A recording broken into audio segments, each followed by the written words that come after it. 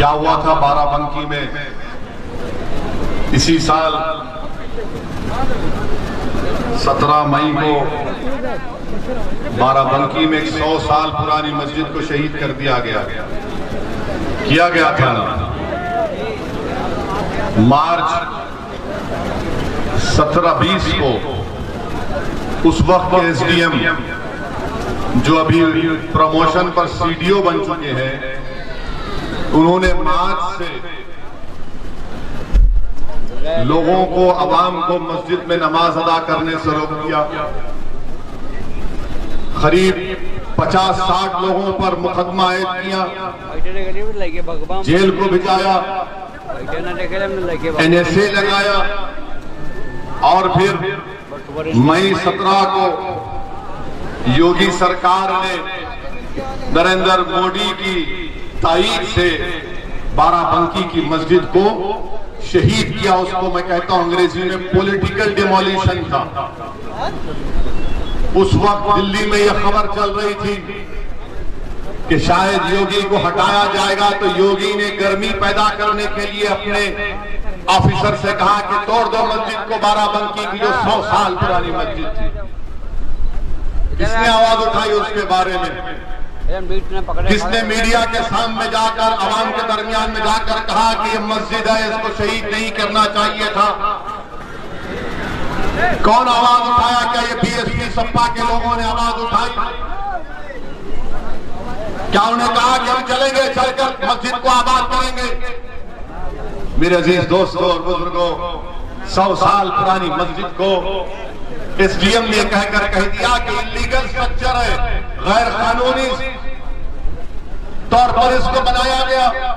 और एसडीएम को मालूम होना चाहिए कि सुप्रीम कोर्ट का कानून है, वक्फ का यूजर भी वक्फ हो जाता है। 100 साल पुरानी मस्जिद को एसडीएम ने तोड़ दिया बगैर कोई नोटिस के, बगैर कोई कोर्ट के ऑर्डर के। जबकि इलाहाबाद हाईकोर्ट का ऑर्डर था कि कोविड का सेकेंड वेव चल रहा है, लोगों की लाशें पानी पर तीर रही थी गंगा पर, कुत्ते लाशों को नोच कर खा रहे थे। योगी और मोदी के सरकार में इंसानियत अपनी सांसें तोड़ रही थी, ऑक्सीजन नहीं मिलने की बुनियाद पर लोग कांप रहे थे, बिस्तर तलाश कर रहे थे। तो ये ऐसी हुकूमत योगी और मोदी की कि आवाम को ऑक्सीजन पहुंचाए, दवा पहुंचाए, लाशों को जलाने के लिए लकड़ी पहुंचाए या जमीन दिए, वो नहीं किए। मस्जिद को जाकर शहीद कर दिए, 100 साल पुरानी मस्जिद को, और रातों रात उस मलबे को उठाकर फेंक दिया गया। और तोड़ने की वजह क्या बताई गई कि एसडीएम साहब का घर बाजू था, एसडीएम साहब को फजर की अजान से तकलीफ होती थी, तो उन्होंने कहा कि मस्जिद को तोड़ दो, क्यों हमारे पास भी जाके रही है। तुम मस्जिद को तोड़ दोगे, क्या कानून नहीं है भारत में? क्या संविधान खत्म हो चुका भारत में? एसडीएम बगैर कोर्ट के आकर के तोड़ देगा? आप बताइए, तोड़ दिया गया। अरे कौन थे एसडीएम? पूछो, मैं मीडिया के सामने पूछ रहा, अखिलेश यादव को पूछो। इनका एक भाई धर्मेंद्र यादव एमपी है, था, अभी हार गया बदायूं से।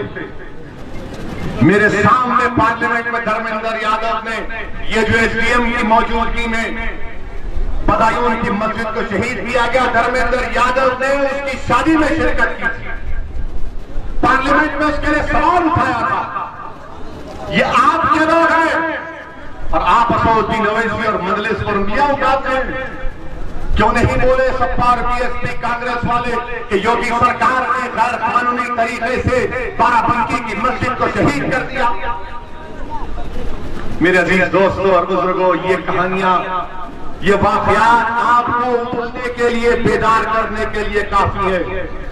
मेरी आपसे दरमंदाना अपील है कि समझिए इस बात को, समझिए इस बात को कि अगर आज आप बेदार नहीं होंगे, आप रिपोर्ट डालते आए इन तमाम लोगों को, मगर क्या कभी आपने सोचा कि आपको क्या मिला? क्या मिला? उत्तर प्रदेश में 60 साल से आप सेकुलरिज्म के नाम पर वोट डालते आए हैं। मैं सेकुलरिज्म के खिलाफ नहीं हूं, मैं उस सेकुलरिज्म के खिलाफ हूं जो पॉलिटिकल सेकुलरिज्म, जो सेकुलरिज्म है। पूछिए, कभी आप खुद अपने आप से सवाल करिए कि बहुजन समाज हो, कांग्रेस हो, समाजवादी हो, बीजेपी हो, क्या इनके मन से लफ्ज मुसलमान निकलता है? कभी आपने सुना इनके मन से मुसलमान का लफ्ज सुनते हुए? क्यों नहीं बोलते मुसलमान? क्यों नहीं बोलते मुसलमान का नाम क्यों नहीं लेते? क्या भारत के 14% आबादी भारत के अव्वल दर्जे की शहरी नहीं है कि तुम अपनी जबान को हमारा नाम लेने से कतराते हो? तुम क्यों डरते हो? क्यों शर्मिंदगी महसूस करते हो? ये सवाल मेरा बीजेपी से भी है, सपा से भी है, बीएसपी से भी है। आज ये माहौल बनाकर रख दिया गया कि ये बड़े बड़े लोग जो वोट तो चाहते हैं मगर नाम लेना पसंद नहीं करते मुसलमानों का, और वो ऐसी पर उंगलियां उठाते हैं। मैं नाम लूंगा मुसलमानों का जब तक जिंदा रहूंगा, इसलिए कि भारत के कानून के लिहाज से मुसलमान माइनॉरिटी है। भारत के संविधान आर्टिकल 29 और 30, 29 और 30 के मुताबिक अक़लियतों को हुकूक दिए गए जिसमें मुसलमान शामिल है।